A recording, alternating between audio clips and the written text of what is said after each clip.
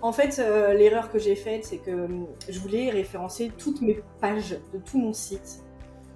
Et pour ça, j'ai travaillé des mots-clés sur chaque page. Je sais que pour aller plus loin, il faut investir et déléguer pour se garder les tâches les plus valorisantes en tout cas. Mais il faut avoir l'argent. Mais comment on peut apprendre ça à des jeunes wedding planners, quoi? Mais c'est travailler gratuitement, perdre des heures et des heures. Alors après, je sais qu'on se sent pas légitime, on n'a pas les outils on n'a pas la confiance et pour avoir son premier contrat, peut-être le faire pour la première fois, peut-être, et encore. Hello et bienvenue dans Carnet de Noces, le podcast dans lequel des wedding planners à succès nous racontent leur histoire. Je suis Benjamin Turc, fondateur de Planners, la plateforme dédiée aux organisateurs de mariage. Aujourd'hui, je reçois Andrea. Elle a créé l'agence La Petite Nature en 2017 après une formation dans la mode et 20 ans dans l'univers du prêt-à-porter. Elle a fait quelques erreurs de communication dans ses débuts qu'elle va nous raconter. Elle va également nous dire comment elle a rectifié tout ça, comment elle se positionne maintenant dans la thématique du mariage éthique. Elle va d'ailleurs nous expliquer ce qu'est un mariage éthique, le mode d'emploi pour organiser un mariage éthique, comment elle facture ses clients d'ailleurs, puisqu'elle a un modèle assez spécifique. Elle facture en fonction du budget du mariage et non au forfait comme la plupart des wedding planners. Elle a également quelques spécificités comme le fait qu'elle reverse 3% de chaque devis hors taxe à une association. Voilà, je t'en dis pas plus et je te laisse avec ma discussion avec Andrea.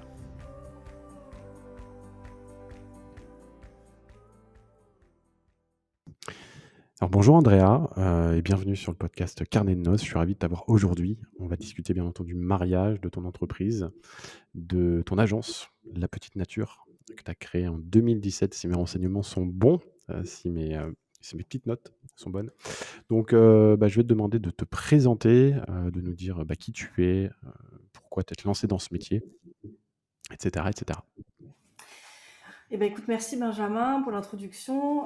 Merci à toi et à Sierra de m'avoir proposé de discuter un peu de tout cela.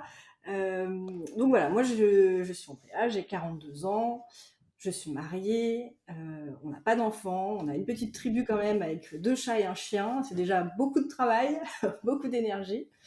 Je me suis effectivement lancée en 2017. Avant cela, j'étais responsable visuel merchandiser dans le prêt-à-porter. Ça m'a permis d'acquérir de la projection, de l'anticipation, de la gestion d'équipe. Mais au bout d'un moment, ça correspondait plus à mes valeurs. C'est-à-dire que clairement, je poussais à la consommation. Ça me correspondait plus. Et le métier de wedding planner, j'ai pensé depuis une dizaine d'années. C'était dans un coin de ma tête. Et je me suis dit, banco, je me lance. Je me suis sentie capable aussi de par mon expérience passée. Et puis j'ai créé La Petite Nature. Aujourd'hui, je fais une dizaine de mariages par saison. J'ai recruté Clémence en alternance là, pour la saison 2022, donc qui fait déjà partie de l'équipe. Et puis donc, l'idée, c'était de mettre en avant les valeurs qui me sont chères. Ces valeurs, c'est tout simplement de l'éthique environnementale, mais aussi de l'éthique humaine. Alors j'ai un peu fauté au départ sur ma communication. Venant de la mode, j'avais envie parce que j'aimais ça, donc j'avais envie de mixer ça à ces valeurs-là. Bon, ça a été un peu trop de messages. Aujourd'hui, je concentre ma communication là-dessus, sur qui je suis en fait. C'est comme si je me vendais à travers ma communication. Et depuis, ça fonctionne plutôt bien. Voilà. D'accord, donc là il y a une chose super intéressante, c'est que tu dis que tu as fauté carrément, donc c'est-à-dire que quoi, tu mixais différents types de communication, des messages différents? J'avais 2 messages. Effectivement, j'avais le côté éthique, l'éco-responsabilité et j'avais créé des collections de mariage. Puisque je voulais toucher 3 styles de mariage différents en ayant évidemment le même univers éthique et ça a pas pris, quoi. Pourtant, le concept, il était pas bête. Enfin, moi, j'aimais bien ce principe de collection de mariage, de pouvoir faire des mariages authentiques, minimalistes, avec matière naturelle, des mariages un peu plus haut de gamme, enfin, un peu plus élégants, un peu plus raffinés, et puis d'autres un peu plus modernes, contemporains. Donc, j'avais fait 3 shootings d'inspi pour illustrer tout ça. D'ailleurs, le shooting contemporain ne fonctionne pas du tout. Moi, je l'adore. Comme quoi, ça n'est pas du tout euh, pour ce genre d'univers que les gens viennent vers moi. Donc voilà, donc effectivement, c'était un peu, tout le monde m'avait dit: «Oui, non, c'est un peu trop de messages, faut pas, faut pas». Moi, j'y Parce que, croyais. parce que tu parles surtout de style de mariage plutôt parce que c'est vrai qu'on peut mettre de l'éthique en fait dans tous les styles de mariage. Mais toi, Oui, c'est parce que tu avais fait donc du contemporain et d'autres styles qui fait que les gens n'arrivaient pas à t'associer à l'un des styles voilà, quand ils en exactement. avaient trouvé un qui leur plaisait. Ouais. Bah, ça, c'est C'est super du important marketing. puisque je pense que c'est le genre d'erreur qu'on peut facilement reproduire. On veut être celle qui va pouvoir organiser n'importe quel type de mariage. Même si, Alors même si c'était pas fondamentalement tu peux les organiser, mais c'est peut-être oui, juste que c'est pas ton style c'était à toi. c'était pas n'importe quel style de mariage. Il y avait quelque chose qui centralisait le tout. Mais effectivement, comme tu dis, on fait plein de sortes de mariages. Mais là, je voulais communiquer dessus. Et effectivement, le message n'était pas assez clair, n'était pas assez fort. Donc ça veut dire que tu t'es lancé en 2017 avec ces 3 shootings et tu es parti pleine bourre sur je fais différentes collections, j'ai différents styles, etc. Et au bout de combien de temps tu t'es aperçu que bah, tu avais fauté, entre guillemets, et J'ai qu'il fallait insisté. redresser un peu la barre et te J'ai focus plutôt uniquement? insisté, oui. J'ai changé de comme fin 2019. Bon, en même temps, c'était fin 2017 que je me suis lancée. Donc mes shootings se sont faits sur l'année 2017-2018. Et, euh, et voilà. Donc du coup, 2019, fin 2019, j'ai changé. Et donc, J'ai changé tout mon compte Insta, j'ai tout retiré. Voilà.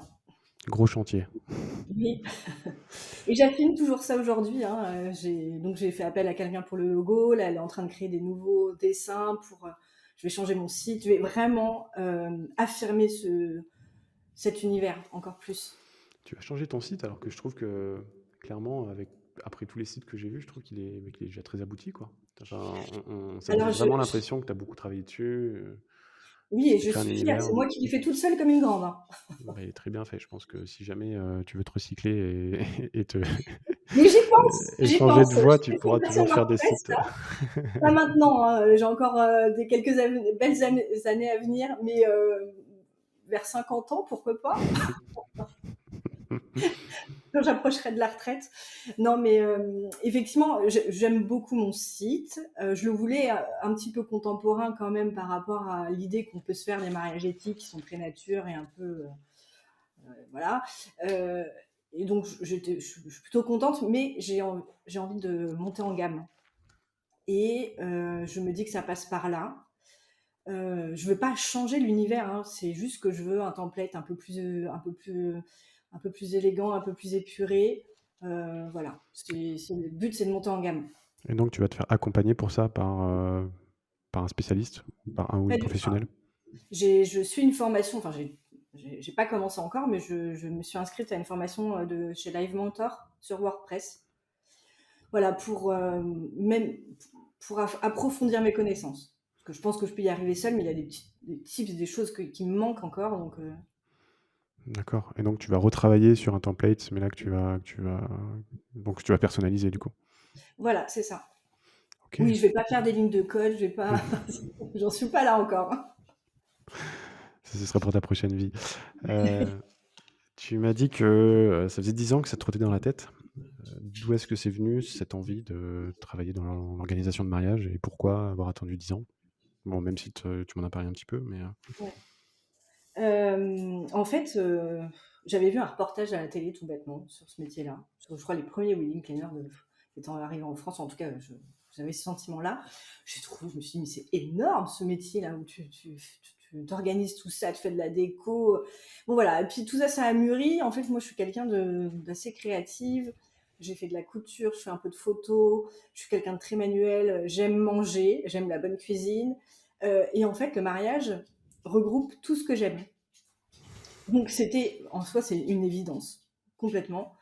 Et pourquoi avoir tardé? Bah, tout simplement parce que je manquais de courage. J'étais trop jeune. Je pense que j'avais besoin de me faire mon expérience en tant que salarié, parce que de se lancer en tant qu'entrepreneur, bah, c'est pas évident au départ. Je fais encore plein d'erreurs, hein, j'en ai déjà faites. Enfin voilà. Donc l'idée, c'était garder gagner en maturité et puis pour avoir les armes pour se lancer, quoi.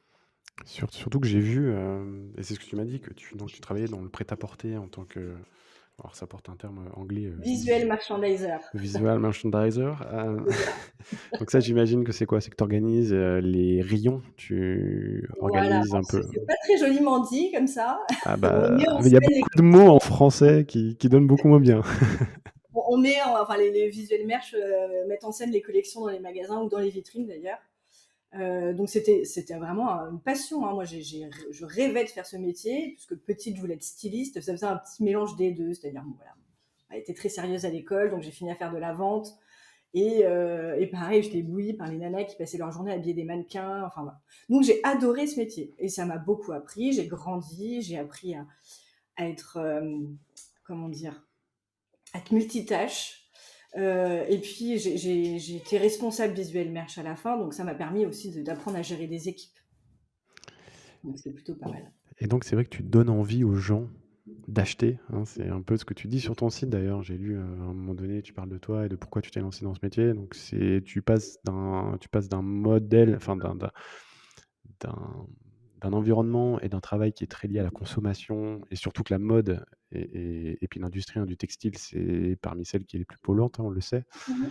à un boulot où tu mets en avant justement ce côté éthique. Il y a eu un switch aussi à ce niveau-là, d'un point de vue mentalité ou même dans ta vie de tous les jours, qui a fait que, bah, je sais pas, tu as peut-être voulu dire stop à un moment donné, non? Qu'est-ce qui s'est passé pour, pour que tu Ouais. passes comme ça d'un modèle où tu es vraiment dans la surconsommation et puis tu en as fait un peu ton métier Mm. à quelque chose qui est presque l'opposé? Moi, c'est l'amour des animaux qui m'a fait un petit peu prendre conscience de plein de choses. Je m'en rappelle à l'époque, j'ai prévu mes premières vidéos sur les abattoirs, sur MySpace. Je me rappelle à l'époque, ça date, hein. Bon, ça m'a sensibilisé à la cause animale. En ce qui concerne l'environnement, c'est vrai que ça a suivi un petit peu par la suite. Et après, il y a le côté humain. Je m'en rappelle, j'étais en magasin, c'était le lendemain de l'attentat de Charlie Hebdo. Et voilà, on sait qu'il faut que la vie continue, on le sait encore plus dans ces moments-là. Mais le lendemain, il y avait les responsables commerciaux régionales, je sais plus qui étaient venus, qui nous avaient fait tout un pataquès parce que cette telle promo était pas mise en avant. Et j'ai trouvé ça tellement superflu. Mais ça m'a brisé le cœur. Je me suis dit, mais il y a des choses tellement plus importantes dans la vie que ça, que ce que je fais aujourd'hui. Il faut que je donne du sens à ma vie. Ça, en fait, ça a suivi le reste. Et c'est là où j'ai pris la décision. Alors, ça a mis un peu de temps à se bouger, à se faire. Mais c'est là où je me suis dit que c'était terminé pour moi, ce milieu-là, et que ça ne me correspondait plus. Oui, d'accord, oui. Donc il y a eu un événement qui quand même t'a fait prendre conscience. Bon, et puis c'est vrai que c'est pas n'importe quel événement, c'est sûr. Mais OK. Et est-ce que tu as aussi fait du coup des gros changements dans la manière dont tu t'organises, chez toi, par rapport, enfin je pense à des trucs tout bêtes, hein, au tri, à la manière dont tu vas consommer toi-même, au-delà du fait que, bah, justement tu t'es lancé sur un positionnement assez, éthique pour tes Mmh. mariages. Mais est-ce que d'un point de vue personnel aussi, tu as beaucoup évolué de ce point de vue-là? J'ai pas le sentiment. Je pense que je faisais déjà attention. En fait, oui, c'est vraiment en partant j'ai commencé très jeune en découvrant ce que c'était la vivisection, à faire attention à ce que j'achetais comme maquillage. C'est-à-dire que je me rendais compte qu'avant ça, avant de prendre conscience de ce qui existait, je voyais une pub à la télé pour un nouveau récil, je l'achetais. Maintenant, enfin, et ça date il y a plus de 10 ans. Et aujourd'hui, je réfléchis comme avant de consommer, en fait. Mais ça, c'est depuis un moment déjà. Oui, d'accord, donc Je ça suis pas se parfaite, hein. Je suis vraiment pas parfaite. Voilà, avant on était en appart, on triait pas parce qu'on n'avait pas la place d'avoir plusieurs poubelles et c'était trop compliqué. On utilisait des bouteilles d'eau, hein, voilà. Aujourd'hui, on vit en pavillon, en maison, on a de quoi trier, on a nos gourdes, voilà. Bon, et je fais plein d'efforts, mais je suis pas parfaite. Je mange de la viande, et oui, je mange de la viande. C'est un paradoxe. J'en mange très rarement, mais alors les vrais végétariens vont me tuer. Moi, je pars du principe que voilà, les animaux se mangent entre eux. C'est pas le fait de manger des animaux qui me dérange, c'est le fait de comment on le fait. Voilà, le problème, c'est que j'ai été végétarienne pendant 5 ans. Bon, voilà, aujourd'hui, j'aime énormément la viande, c'est très dur et c'est un vrai paradoxe. Je suis un paradoxe. bon après, Excusez-moi. je pense enfin, on n'attend pas de tout le monde, hein, qu'il soit parfait déjà avec le principal. Enfin déjà, enfin, on peut être on peut être parfait et puis prendre 5 fois l'avion dans l'année et on ruine tous les efforts qu'on a fait par ailleurs. C'est vrai qu'il faut aussi Mmh. voir en fonction de l'importance des gestes que l'on fait et quel impact ça a, quoi. Mais bon, ça, c'est un autre débat. Je pense qu'on va pas trop s'attarder là-dessus. C'est pas non plus l'objet du Oui, podcast. oui, oui. Euh, ok, donc il y a 10 ans, ça te vient en tête. Une fois que tu as pris la décision, est-ce que tu te formes quelque part? Est-ce que tu te formes toi-même? Comment est-ce que tu es passé du stade à je vais lancer mon agence à l'agence est en place, j'ai mes premiers clients et j'organise mes premiers mariages? Voilà, quel a été un peu l'historique de tout ça? Donc du coup, j'ai suivi une formation de création d'entreprise, pour m'aider un petit peu à y voir un peu plus clair. J'ai suivi également une formation à l'école du mariage à l'époque. J'avais besoin de me sentir aidée sur toute la partie administrative, donc devis, contrat, etc. Là où, encore une fois, peut-être que j'ai manqué un peu de bon sens, c'est que j'ai pas suivi d'autres chemins de formation dans la communication, dans le marketing, etc. Peut-être un petit regret qui a fait aussi que ça. Enfin, je suis restée énormément sur mes acquis en disant que j'étais capable, mais à la limite, tant mieux, ça m'a aidé à me motiver à me lancer. Mais voilà, donc peut-être un petit regret aussi sur un manque de formation autour de tout ça. Tu veux dire que tu avais les bases pour organiser un mariage, mais il te manquait un peu le reste sur comment te marketer, comment communiquer. Exactement. Ça m'aurait aidé à me rendre compte plus tôt que ma com ne fonctionnait pas. Voilà, je reprends l'exemple de Sylvie, elle de Sparkly, qui, je Hmm. crois, a fait pas mal de démarches avant de se lancer. Et elle a cartonné très rapidement, donc il n'y a pas de secret, quoi. Bah, c'est marrant de voir d'ailleurs qu'il y a plein de façons de faire, que les agences et que les vocations se sont créées souvent de plein de manières différentes et la manière dont tout le monde s'est lancé. Et puis bon, là, maintenant, on commence à avoir un peu de recul avec tous les épisodes qu'on a fait. Et c'est pour ça que j'aime bien avoir un petit peu le déroulé, parce qu'à chaque fois, c'est différent et on en tire des enseignements qui sont différents aussi. Voilà, toi, tu l'as fait de cette manière, mais c'est peut-être aussi ce qui t'a permis d'aller vite derrière, puisque tu as fait les erreurs tôt, hein. Il y en a pour qui tout marche très vite et qui, au final, se prennent un mur quelques années après, puisque, en fait, ils se sont sentis pousser des ailes. Voilà, donc, bon, enfin, il y a plein de façons de faire différentes. Bon, toi, tu as fait comme ça. Et J'ai puis, suivi aussi un workshop avec Nessa de la Marie Pieds Nus. Ça a été la dernière petite formation que j'ai faite. Je pense que ça m'a pas mal aidé, plus que la formation à l'école du mariage qui n'a pas servi à grand chose d'ailleurs. Mais d'accord. ça, Et c'était donc, on plutôt mettra les enrichissant. liens dans les notes de l'épisode. Et donc, tu as dit que c'était un workshop. Oui, D'accord. avec wedding planner essentiellement à l'époque. Je sais qu'elle en a refait une session avec un mix de wedding planner, fleuriste, etc. C'était une retraite un peu entre wedding planner débutant ou non d'ailleurs, hein, qui voulait se repositionner peut-être aussi. C'était plutôt pas mal. D'accord. Donc, tu te formes, tu lances ton agence. Alors, tu fais tes premiers shootings d'inspiration, enfin ton premier shooting d'inspiration, parce que tu m'as dit que tu en avais fait 3, mais étalé sur 2 ans, il me semble. Comment ça se passe dans les débuts? Comment est-ce que tu trouves tes premiers clients?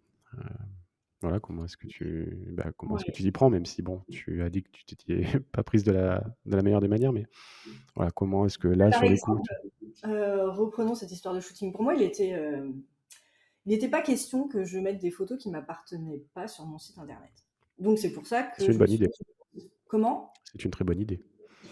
Oui, mais il y en a plein qui le font, enfin qui font pas comme ça et qui du coup ça va plus vite pour elles. Hmm. Donc voilà. Donc je dis pas que c'est une bonne ou une mauvaise façon de faire. Moi je pense que j'ai un peu tardé du coup à trouver de la clientèle. Mais effectivement, donc j'ai fait ce premier shooting, j'ai lancé mon site, j'ai fait de l'AdWords, hein, vêtements au départ. D'accord, Euh, intéressant. j'ai commencé Instagram. Je me suis mise aussi sur un beau jour à un moment donné, un blog. Et puis j'ai travaillé mon référencement par la suite pour arrêter AdWords. Parce que AdWords, j'en ai pas fait longtemps. Tu l'as fait toi-même, Google Ads? Oui. D'accord. T'as pas trouvé ça trop compliqué? Je te demande ça parce que pour être complètement transparent, à côté de gérer toute la plateforme Planners, etc., moi, mon métier premier, c'est de gérer des campagnes Google Ads pour des clients, donc je connais D'accord, bien pour le OK. coup. Et je Écoute, sais que quand on est novice, c'est un peu une usine à gaz et généralement les gens s'y prennent mal pour le coup et donc dépensent de l'argent, un peu dans le vent. non, alors honnêtement, aucune idée. Je crois que j'ai trouvé un client avec ça. J'ai pas dû en faire beaucoup, longtemps. J'ai pas vraiment de souvenirs difficiles là-dessus, mais bon, peut-être que je le faisais pas si bien que ça. Bon, en tout cas, je sais qu'en tant que cliente, je ne clique pas sur les annonces, donc je me Mmh. suis toujours dit, je le fais au début, mais de toute façon, c'est pas qualitatif, donc voilà. Donc après, j'ai vite travaillé mon référencement naturel. Et J'ai encore eu une fois, tu t'y es prise toute seule? Tu t'es formée? alors, je me suis pas formée. J'ai eu un ami et photographe qui m'a beaucoup conseillé là-dessus. Deux amis, enfin deux connaissances qui font de la photo qui m'ont beaucoup conseillé là-dessus. Et je les en remercie d'ailleurs. Bon, aujourd'hui, ça fait un petit moment que j'ai pas retouché à mon référencement. D'ailleurs, c'est aussi pour ça que je veux revoir un peu le site. Mais ça m'a quand même beaucoup aidé. C'est marrant parce que sur les 3 derniers épisodes, on a beaucoup parlé de référencement, enfin un petit peu, enfin on n'a pas fait que ça, mais c'est vrai que c'est très souvent revenu que le référencement naturel, et pour la plupart d'ailleurs, c'était un des canaux principaux d'acquisition client. Et toi, tu me confirmes que pour toi, c'est pareil? Oui, Instagram et Google. Instagram, Google, En ouais, fait, c'est les 2. c'est une boucle, c'est-à-dire que là, je suis aussi Mmh. sur la mariée aux pieds nus. Je pense que les gens te voient sur Internet, te voient sur Insta ou l'inverse. Ils te voient sur un blog. Plus tu es visible à différents endroits, plus ils disent, plus ça rentre dans leur tête, plus ça les confirme dans leur choix de te contacter, quoi. Mmh. Faudra que tu viennes t'inscrire sur Planners d'ailleurs, j'ai vu que tu n'y étais pas encore. Ça fera un point de Non. Ça fera un point de contact supplémentaire, surtout qu'on bosse beaucoup en référencement aussi en ce moment. Mais bon, c'était un aparté. Ok. Donc le référencement, d'accord. Ouais, bah, ça c'est top. De toute façon, enfin, je pense que le conseil vraiment qu'on pourra donner à tout le monde, c'est au-delà. Alors peut-être qu'au niveau photo, c'est sûr qu'il y en a qui veulent aller très vite, prendre des photos de banque d'images. Après, l'inconvénient de ça, c'est qu'on se retrouve avec des photos qui potentiellement vont se retrouver sur d'autres sites. Donc là, pour l'originalité, c'est pas Mm. super. Mais bon, avoir un site dès le début, toi, j'imagine que tu recommandes aussi, même si quand on se forme pas, ça peut représenter un budget, forcément, puisque tout le monde ne peut pas le faire soi-même, ou n'a pas le temps, ou n'a pas envie, surtout. Donc c'est vrai que ça peut représenter un budget, mais là, pour le coup, c'est bon. Toi, tu confirmes aussi que si c'était à refaire, alors certes, tu referais peut-être ta communication différemment, mais tu referais un site quand même, j'imagine. Ah oui, oui, bien sûr. Oui. Donc le référencement pour les premiers clients, là, c'est toujours le cas actuellement d'ailleurs?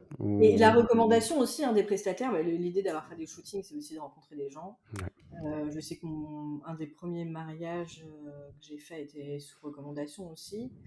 Voilà, donc effectivement, ça fonctionne bien ça. Et les deux aujourd'hui encore, recommandation et référencement, effectivement. Hem Et donc au-delà de cette période-là où justement où tu avais plusieurs messages, j'ai vu aussi que sur ton site, il y a plusieurs fois le mot champêtre qui revient, hein. J'ai Ça, l'impression c'est que mon tu communiques. référencement pourri.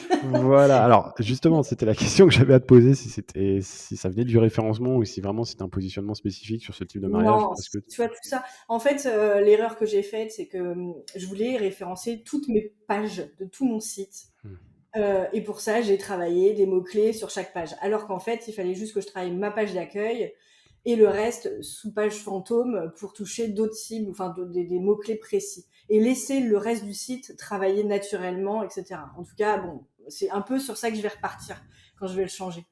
Je te vois sourire, non, mais... mais parce que je suis sur ton site en même temps, là, je l'avais ouvert à côté de moi et c'est vrai que je me suis fait la réflexion tout à l'heure, j'étais sur ta page contact et je me suis dit: «Waouh, c'est page contact, enfin, ouais, il y a beaucoup de contenu, c'est bien» et puis le formulaire, il est tout en bas, tu sais, il faut scroller un petit peu pour y aller. Mais bon, bah, c'est après bon, bon, de toute Oui, tu façon, sais, il y a plein de façons de faire, mais tout soit faire sur Yoast. Du coup, il fallait mettre plus de 300 mots, enfin, tout, tu vois. Donc, j'ai tout travaillé, toutes les pages comme ça. Et c'est vrai que on m'a souvent dit qu'il y avait beaucoup de texte sur mon site, etc. Donc, il y a tout ça, ça va être modifié, amélioré. tu as fait ça de manière très scolaire, j'imagine. Ouais, ben voilà, c'est ça.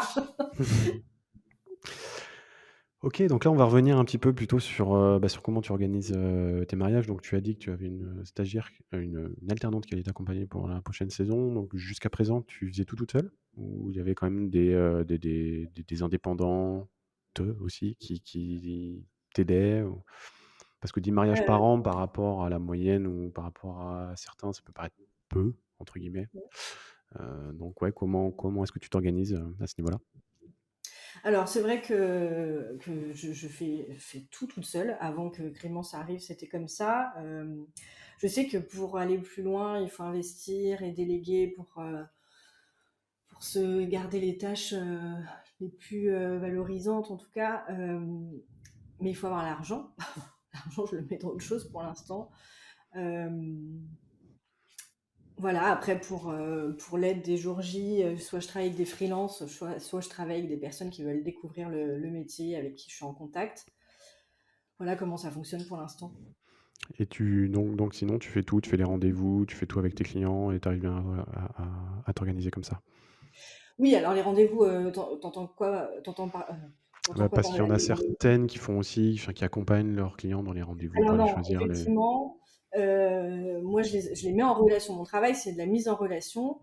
Après, s'ils veulent être accompagnés à une dégustation, ça je peux le comprendre. Si par exemple ils ont personne pour les accompagner ou même pour un essayage d'Europe, ça peut arriver. Moi j'ai des nanas qui sont expats, qui n'ont pas forcément les personnes avec qui y aller. Enfin voilà. Mais généralement, c'est de la mise en relation avec les prestataires. Voilà, l'idée c'est de leur trouver leur coup de cœur, enfin en tout cas sur le papier, et qu'ensuite ils puissent les rencontrer, échanger avec eux, et que ça soit le prestataire qui fasse son boulot aussi, et voilà, qu'il y a un vrai échange entre eux, quoi. Que je parasite pas le rendez-vous. et là pour l'année prochaine, elle va t'aider sur quelle tâche?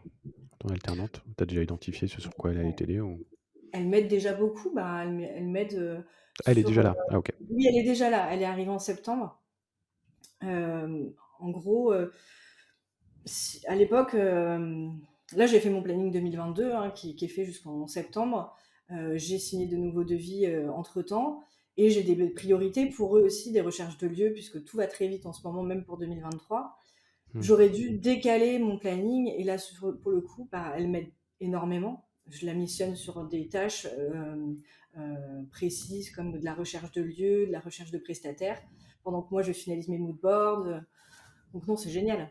Franchement, c'est sûr que je sais pas comment je faisais sans, et C'est comment je souvent vais comme faire ça. si elle n'est plus là un jour. On a eu plusieurs invités dans le domaine du mariage, éco-responsable. On a eu Coralie de My Green Event, on a eu Sophie des Histoires naturelles, et donc toi, aujourd'hui, j'ai l'impression que c'est un positionnement qui est de plus en plus, en tout cas, pris. Enfin, il y a de plus en plus de wedding planners qui se lancent avec ce positionnement. Est-ce que c'est lié aussi à une hausse de la demande, de ce genre de mariage? J'imagine que c'est lié. Est-ce que tu confirmes? Mais je ne sais pas si ces personnes se lancent parce qu'elles ont Enfin, le se lance, souhait oui, ou de. change peut-être un de Oui, positionnement. Ouais. en tout cas, alors je ne sais pas si ces personnes-là choisissent ce positionnement par coup de marketing, Ah non, non, non, ou si. non, non, non, c'est pas ce que je disais, mais je pense que ça oui, Alors quand non, je dis, je me suis mal je parle pas exprimé, mais forcément de ces deux personnes-là. Je te parle en général, si les gens choisissent cette niche. Évidemment que il y a un côté com, puisqu'on en parle de plus en plus. mmh, Mais je pense que c'est comme tous les positionnements. Si on ment sur ce qu'on est, ça ne pourra pas le faire à un moment donné. Et là, j'ai perdu le fil de ta question, du coup.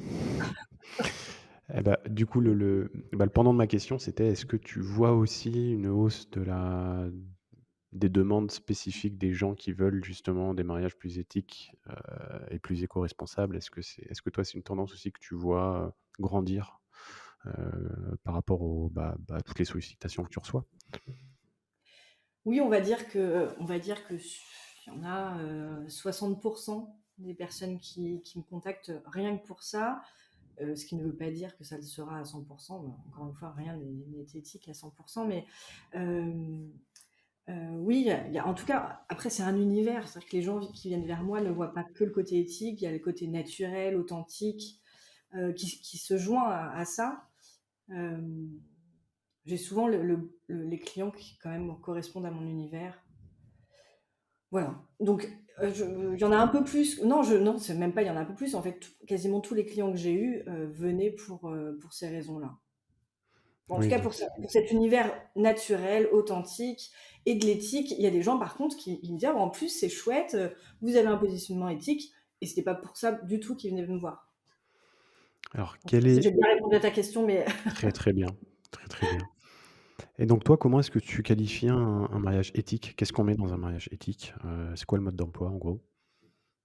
le mode d'emploi, bah, il y a plusieurs solutions. Déjà, la 1re, c'est de trouver un lieu qui est effectivement, le plus proche de tes invités. Ça, je vais te dire dans l'idéal, hein, parce que enfin, un couple qui vient me voir, je vais pas le frustrer, je vais rien lui imposer. C'est son budget, son mariage. S'il veut, se marier à l'autre bout de la France alors qu'ils habitent tous dans le nord et qu'ils veulent aller en Provence, je peux pas leur dire non. L'idée, donc, première, c'est quand même de trouver un lieu au plus proche du plus grand nombre des invités. Ensuite, la priorité, c'est de travailler en local. Donc, si ce couple-là, qui habite à Lille, veulent se marier en Provence, le principal, c'est d'essayer de leur trouver des prestataires en local. Ça, c'est quand même important. Et ensuite, il y a toute la partie produits, donc la saisonnalité des produits, que ce soit les fleurs, euh, la partie alimentaire. Pour les cadeaux d'invités, bah, travailler sur des cadeaux de région, pourquoi pas, ou des choses qui ne soient pas périssables, qui puissent se garder. Et dans la déco, moi je fonctionne en fait beaucoup à la customisation de choses que j'ai déjà, pour essayer de moins consommer de matériaux, de nouveaux matériaux. Ça n'empêche pas que ça peut être hyper sur mesure, en changeant un motif ou une couleur. Donc beaucoup de customisation, de location, d'objets chinés. J'aime aussi, quand il y a des shopping lists, des choses à acheter, essayer de trouver des choses qui puissent rester, qui soient, comment dire, voilà, qui soit pas uniquement utilisé le jour du mariage. Là, je suis en train de travailler sur un univers un peu tropical, on va dire. Je vais leur proposer des plantes en centre de table, essayer de trouver des fleurs, du feuillage tropical qui vient de l'autre bout du monde. Enfin voilà. L'idée, c'est de trouver des solutions comme ça. Et c'est Voilà. ton et donc les objets déco et cetera, c'est des choses que tu achètes pour toi et que tu stockes et que tu réutilises derrière? Ou c'est des choses que tu laisses derrière au marié? Comment toi tu t'y prends là-dessus? Alors, ça dépend. Si c'est des choses que j'ai déjà, moi, je parle d'un welcome board, par exemple, que j'aurais fabriqué pour un mariage et qu'aujourd'hui je reloue en le customisant, ça, je le garde à partir du moment où c'est des gens qui achètent les matières premières. Ils partent avec, si par le souvenir d'un welcome board en plexi, les gens voulaient garder le panneau pour le mettre en déco chez eux. Donc, ils l'ont acheté, ils l'ont gardé. D'accord, OK. Et parce que toi, j'ai vu sur ton site que tu parles beaucoup de scénographie et moins de décoration. Pour toi, c'est la même chose? Pardon, scénographie et Et décoration? Ben, oui, oui, oui. d'accord. Moi, j'appelle ça de la création d'univers, Création d'univers. scénographie, décoration. C'est mettre en scène leur couple à travers leur décoration, on va dire. J'ai vu sur ton site aussi qu'il y avait quelque chose que j'avais jamais vu ailleurs, c'est le fait que tu reverses 3 du montant du devis à des associations. Alors ça déjà je trouve à titre personnel que c'est top.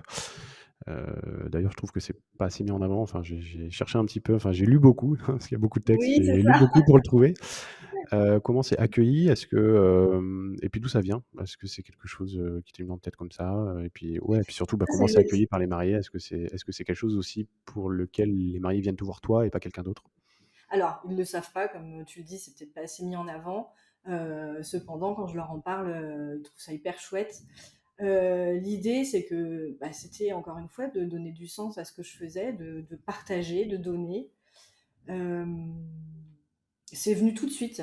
Alors, avec le coup des collections. Tu vois, c'est dès le départ, j'y ai pensé. Quand je pensais à ce que j'allais marquer sur le site, à mon discours, c'était bon. Avant, je donnais 5%. Aujourd'hui, je donne un petit peu moins. Mais le chiffre est un peu plus élevé. Donc, voilà. Et donc du coup, oui, c'est au client de choisir sur quelle association elle va être Exactement. reversée? Exactement. Ouais. Et donc généralement, ça va vers quel type ou est-ce que tu as une liste toi peut-être à proposer aussi? Puisque bon moi demain si tu venais me voir et tu me proposais ça, enfin clairement j'aurais pas d'idée en tête tout de suite quoi. Faudrait que je Et cherche. ben bizarrement, ils ont tous des idées. Vraiment parce que en plus, ce qui est chouette, c'est que tu sens qu'ils sont hyper contents de se sentir impliqués dans ce choix-là. C'est-à-dire que je leur dis au départ, hein, quand on se rencontre, et ensuite je leur redemande à la fin de ma prestation, et je leur dis donc du coup, qu'est-ce que vous choisissez? Et souvent ils m'ont dit, ah, non mais c'est génial, on va choisir ça. Et ça leur donne de l'implication dans tout ça, et et c'est plutôt chouette. Donc moi, j'ai pas forcément de liste. Moi, ça va plus enfin, si je devais proposer quelque chose, ça tournerait plus autour des animaux. Mais là, dernièrement, j'ai eu contre Alzheimer. J'ai une association qui s'appelle Le Refuge aussi, qui aide les homosexuels, toute la population LGBT. La Ligue contre le cancer, la SPA, enfin voilà, c'est assez varié. Il Et y a, c'est je sais, sur l'époque des incendies en Australie aussi, on avait envoyé de l'argent là-bas, et pour les koalas, et pour les hommes, tout simplement. et c'est toi qui derrière gères ces dons ou chez le Oui, client, oui, enfin, c'est main dans la main avec le client? Non, non, c'est toi qui t'en occupes? non, oui, voilà, je calcule 3% du devis hors charge et j'envoie ça directement aux associations. OK. C'est pas trop compliqué, parfois? Parce que j'imagine que quand il faut aller donner en Australie, trouver les associations, aller les contacter et cetera, ça te fait J'avais une copine en Australie, enfin j'ai toujours ah une ouais. copine en Australie, donc ça m'a servi. Du Je coup, lui ça avais sert demandé dans ce d'ailleurs cas-là. qu'elle connaît plus Parce que bon, quelques si c'est une petite association ou très peu de contacts et cetera, ça peut enfin, mmh. je me trompe peut-être, mais ça peut être un petit peu de boulot, après un mariage d'aller, comme ça, trouver les associations, aller donner, Non, parce que généralement, enfin, ça m'est jamais arrivé que ça soit une toute petite assos. Et si c'est le cas, c'est pas la mer à boire. Je pense que je pourrais me débrouiller. Ou en tout cas, s'il faut le faire avec les mariés, s'ils ont des coordonnées, des choses comme ça, ou je peux les laisser s'en occuper aussi, si vraiment. Et donc d'un point de vue pratique, après, c'est comme si c'était les mariés qui faisaient le don? Ou est-ce que c'est toi? Puisque, après derrière, je pense aux économies, enfin à tous les dispositifs aussi du gouvernement pour favoriser les dons et je sais qu'il y a des exonérations d'impôts et cetera. Enfin, je sais Alors pas, c'est une ça, question pratico-pratique, qui me vient en tête tout ouais, de voilà. suite, Alors, mais dis-toi que c'est mon mari qui m'a dit il y a pas longtemps, mais au fait, tu donnes pas des sous à des associations? Je fais bah si. Alors moi, je suis vraiment, c'est vraiment mon point noir, c'est tout ce qui est administratif, mais je pense que je ne suis pas la seule. Les impôts, je n'y comprends rien, je m'en occupe jamais. En plus, on est mariés, donc je sais même, enfin bref, je sais même pas où est la casse, et voilà.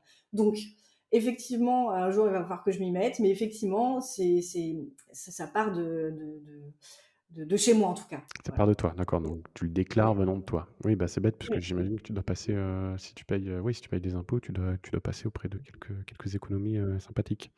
C'est 3%, bon, voilà, on n'est pas encore à. Oui, Je mais sais pas, je n'ai aucune 3% idée de combien fois, ça. bah, fois 10 mariages par an, fois ton chiffre d'affaires, ça peut représenter une somme quand même, hein. Sachant que c'est Je ne sais cinquante pas pour du cent, tout je crois, qui est combien ça fait de réduction d'impôts. Enfin, je aucune idée là-dessus. c'est Mais je pense cinquante que ce pour serait cent, je pour l'année crois, prochaine. 50%, je crois, du montant que tu donnes, ouais, il me semble.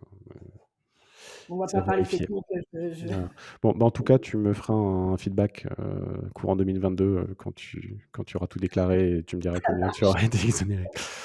Bah, tiens, ça me fait une transition toute trouvée sur tes chiffres. J'ai vu sur tes différentes prestations que tes 2 prestations les plus importantes, donc qui sont l'organisation complète et l'organisation complète sans la scénographie, je crois. Tu factures un pourcentage du budget du mariage.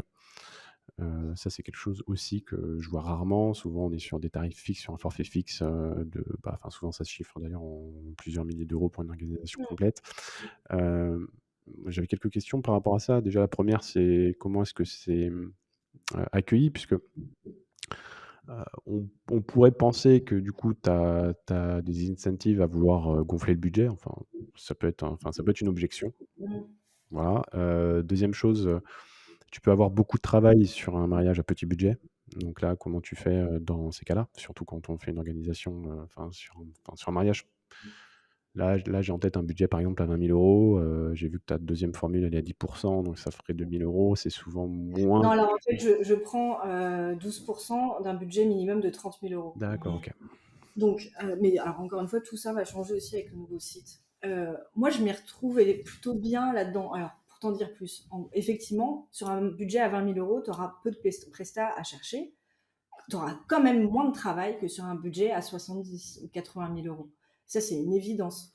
Après, en termes de jour J, ça ne veut rien dire. Peut-être qu'il y a tout à installer le samedi matin pour l'arrivée à 14 heures, donc il y aura beaucoup de main-d'œuvre à avoir. Mais je trouvais ça, le fait de s'adapter au budget, je trouvais ça intéressant, puisque tu t'adaptes à la charge de travail. Après, le temps que tu que tu donnes à tes mariés, ça ne change pas. Tu as un mariage à 20 000 euros à 50 personnes ou un mariage à 200 personnes à 100 000 euros, tu as beaucoup de temps à donner. Donc ça me permettait effectivement de toucher une clientèle qui avait des budgets aux alentours de 25-35 000 euros, ce qui était le plus gros de ma clientèle. Et pourquoi j'ai envie de changer de site, c'est parce qu'effectivement, je veux monter un petit peu en gamme et avoir des budgets un peu plus importants. Puisque en plus, aujourd'hui, même dans mon discours, ça va commencer à changer, parce que je me rends compte que les budgets augmentent. C'est-à-dire que pour un budget confortable pour 100 personnes, je dirais qu'il faudrait presque 40 000 euros minimum, quoi. Voilà, donc les gens, souvent quand ils ne l'acceptent pas, j'ai pas de nouvelles. Généralement quand ils voient le devis arriver, d'autant qu'en plus, si le budget augmente, je redemande un pourcentage de la somme supplémentaire engagée. Donc si par exemple ils me disent, parce que c'est difficile pour eux aussi de se projeter sur le budget global, donc si on fixe un budget de 30 000 euros et que finalement le budget est à 60 000 euros, du coup je reprends un pourcentage pour que ça soit équitable. Pourquoi j'ai fait ça? C'est parce qu'une fois, un jour, un client a un peu négocié, m'a dit: «Je voudrais pas que ça dépasse 10% de notre budget». Sauf qu'en fait, ils avaient beaucoup plus que leur budget initial. Et je pense que c'était, voilà, bon, peut-être je suis pas très forte en négociation, je me suis fait avoir. Et je me suis dit que du coup, m'adapter à leur budget, c'était une solution. Voilà. Mais c'est plus compliqué à expliquer, ça me fait perdre un peu de temps. Ce qui est délicat aussi, c'est de se dire que qu'est-ce qu'on compte dans ce budget-là? Ça peut être source de, enfin ça peut ne pas être clair, vraiment. Donc je vais changer, je vais repasser au forfait. Voilà. Tu vas repasser au forfait. Ok. Tout ça pour ça. Mais en tout cas, ça m'a aidé à avancer aussi sur ces premières années, hein. Surtout quand on a des prix comme ça qu'il faut expliquer, il vaut mieux démarrer du plus complexe et revenir sur du plus simple plutôt que, voilà, plutôt que de faire l'inverse. Donc toi, si tu as réussi à bien vendre des prestations comme ça avec des pourcentages qui sont parfois un peu durs à expliquer et à faire passer auprès du client, là, Il si y en tu a qui repasses sur trouvent du ça, forfait. il y en a qui trouvent ça cohérent en fait. Il y en a qui me l'ont dit, moi je trouve ça complètement normal. Voilà, après, pour en avoir discuté avec d'autres wedding planners, c'est vrai que je suis la seule à faire ça dans mon entourage et tout le monde trouvait ça pas clair aussi. Moi, je me rappelle de Laura Z là qu'on a eu sur le podcast et c'est la seule que j'ai en tête qui, je crois, pratique toujours de la prestation. Mm. Elle facture un pourcentage aussi du budget, mais je crois qu'elle est aussi positionnée sur du haut de gamme. Donc Oui. peut-être que quand tu es Oui, sur du haut de ça gamme, c'est existe un plus peu dans le haut de plus, gamme. ouais, voilà, ouais, c'est peut-être un peu plus accepté quand tu es comme ça sur une typologie de client, Mm. enfin, de mariage un peu plus haut de gamme. Ok, et donc donc là, le fait justement de passer sur des mariages un peu plus haut de gamme, est-ce que tu vas changer d'autres choses à part ton site et tes tarifs? Comment, enfin, peut-être que ton discours aussi va évoluer, pardon? Non? Comment est-ce que Alors, tu quand je comptes dis haut de évoluer? gamme, que ça soit bien précis, c'est que je ne cherche pas à changer de type de mariage, enfin, de style de mariage, parce que le haut de gamme, ça peut être tout de suite, comment dire, vu comme des mariages un peu de type fine art, en Provence, etc. Enfin voilà. L'idée, c'est pas vraiment ça, c'est surtout de toucher vraiment mon persona et avec un budget plus confortable. Donc toujours rester dans cet univers authentique, naturel, éthique.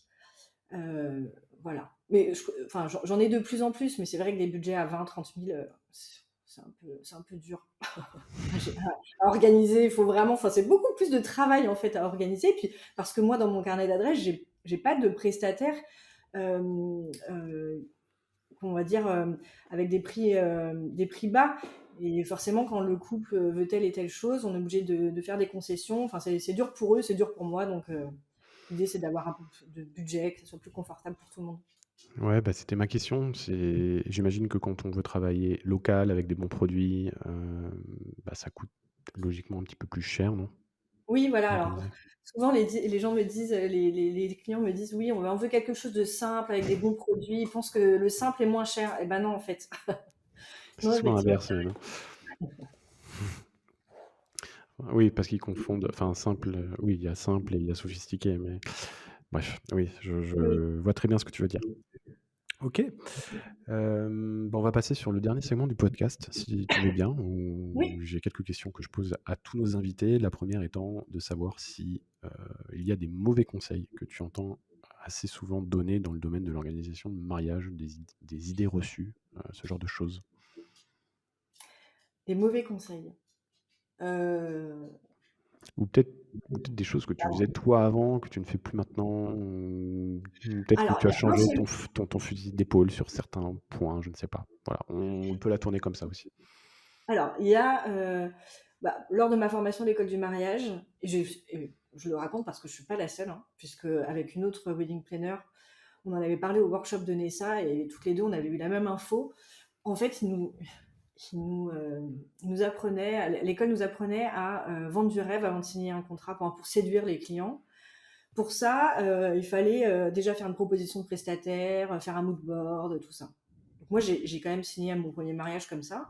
Mais j'ai aussi envoyé des documents, des mood boards, des trucs à des couples qui n'ont pas signé avec moi et qui m'ont dit au revoir.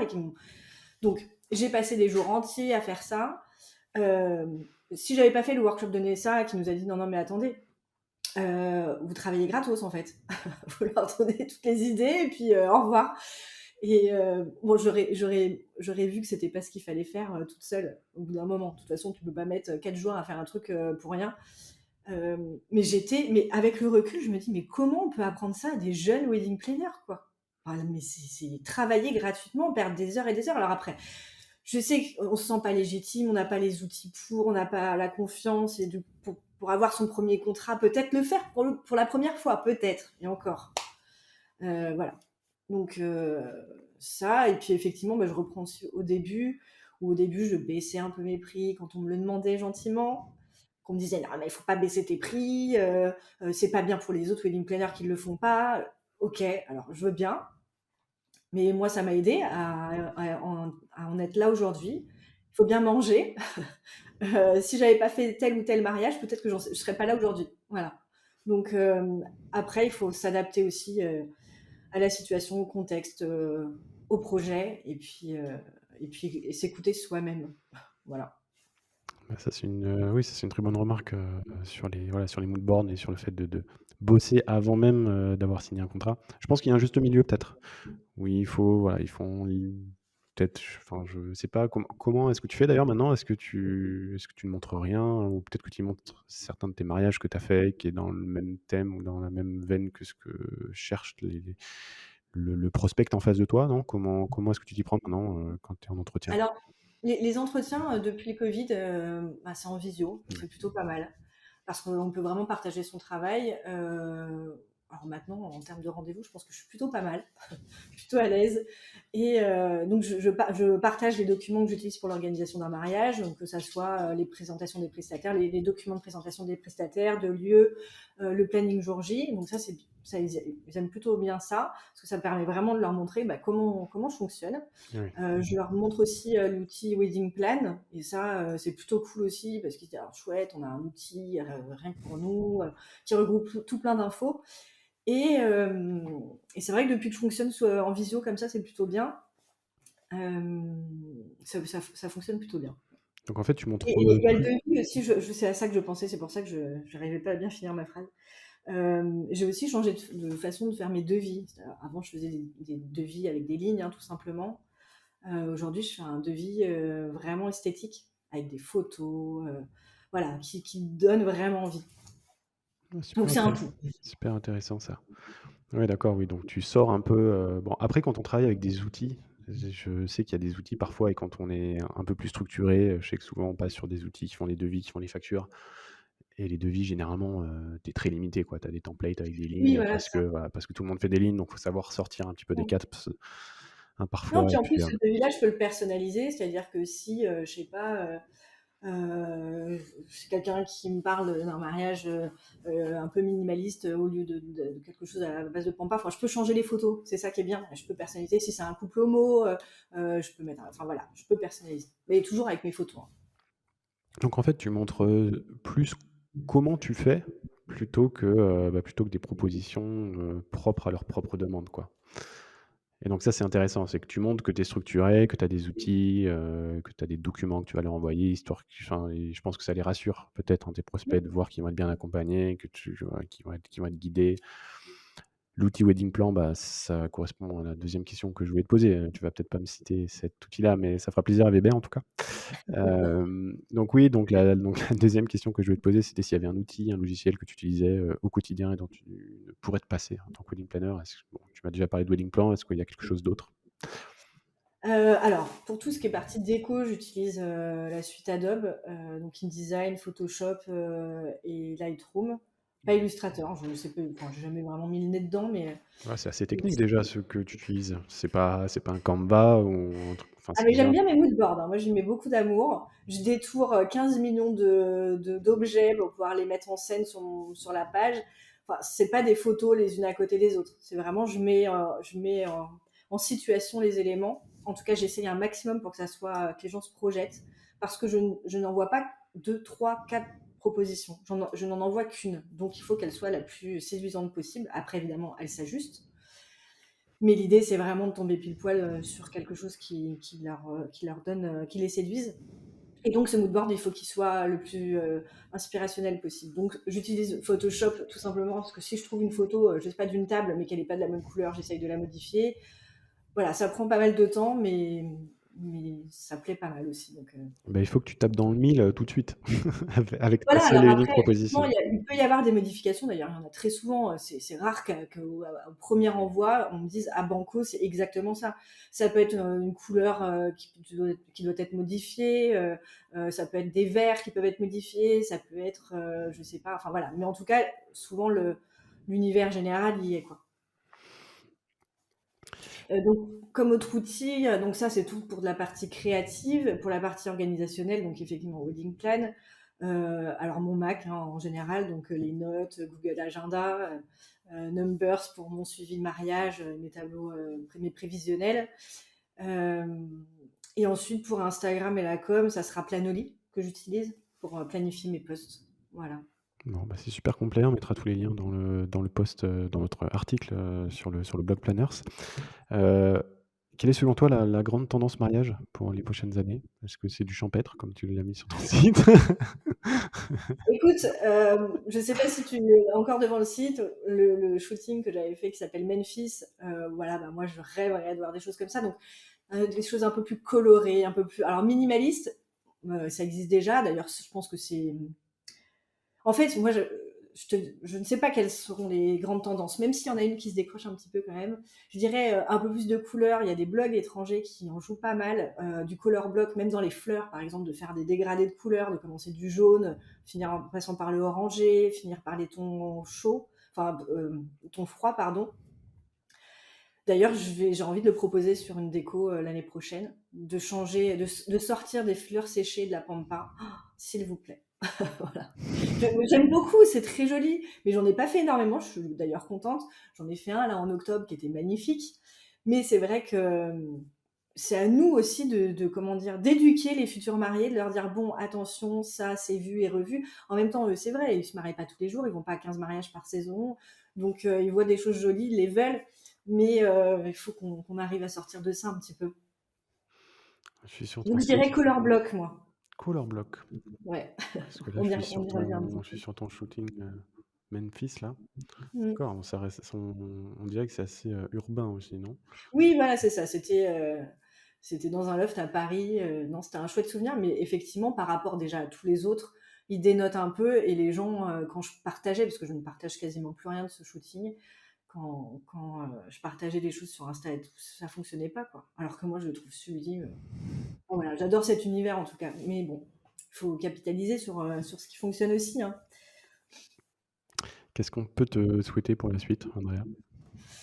Euh, et ben écoute, d'avoir du temps pour réaliser certains projets, c'est-à-dire de pouvoir respecter mes deadlines et m'accorder ce temps pour accomplir certains projets que j'ai en tête. Voilà, dont l'anniversaire de l'agence l'année prochaine, en novembre, je pense. Ça, c'est un gros projet que. Donc tu fêteras tes 5 ans, hein, si j'ai bien Voilà, capté? c'est ça. C'est que 5 ans, mais bon, c'est 5 Bah, ans c'est quand déjà bien même. dans le domaine du wedding planning, on est Mm. tu des alors, enfin, je vais pas dire que tu es un dinosaure, mais tu fais Non, non, non. pas encore, mais enfin, c'est Un bébé wedding planner. voilà, tu pas une oui, tu es dans la c'est bien, tu es dans la fleur de l'âge, comme on dit. Donc voilà, ce projet, il se voudra caritatif. Encore une fois, pour revenir sur les 3%, l'idée, c'est qu'on récolte de l'argent pour la SPA. Donc tout ça, voilà, j'en dis pas plus, c'est vraiment déjà en cours dans ma tête, en cours dans mes notes de mon ordi, et on va y travailler avec Clémence pour mettre tout ça en place d'ici l'année prochaine. Bon, bah cool. Si on veut suivre justement l'avancement de ce projet, où est-ce qu'on peut te trouver sur Internet ou sur Insta? Et bien sur Instagram, à la petite nature. La petite nature, sur Insta. D'ailleurs, Et sur ton oui, bon, site, je mettrai le lien, donc lapetitenature.fr. ouais, c'est ça. Et puis, merci à toi, hein. Je On t'en va prie. s'arrêter là pour aujourd'hui. Ça m'a fait super plaisir. Il y a beaucoup de choses, hein, dans ce podcast encore.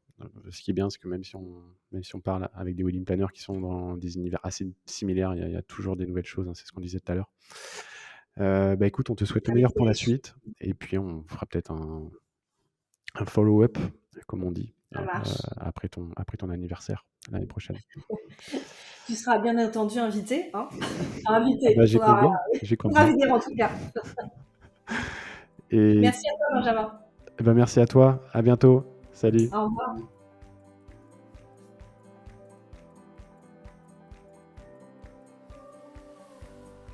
Ça y est, c'est la fin de cet épisode. Merci de l'avoir écouté jusqu'au bout et surtout, j'espère qu'il t'aura plu. Pour nous pousser à continuer l'aventure et à diffuser notre message à toujours plus de personnes, nous avons besoin de ta contribution. Pour cela, il te suffit de prendre 2 minutes pour te connecter à ta plateforme d'écoute préférée afin de nous laisser ton avis sur le podcast et 5 étoiles de préférence. C'est très simple et surtout, ça nous aidera beaucoup. Et enfin, n'oublie pas, si tu es wedding planner, tu as encore la possibilité de créer gratuitement ton compte sur planners.fr. Profites-en vite avant que l'accès ne devienne payant. Et quant à moi, je te laisse et je te dis à très vite pour un prochain épisode. Ciao ciao.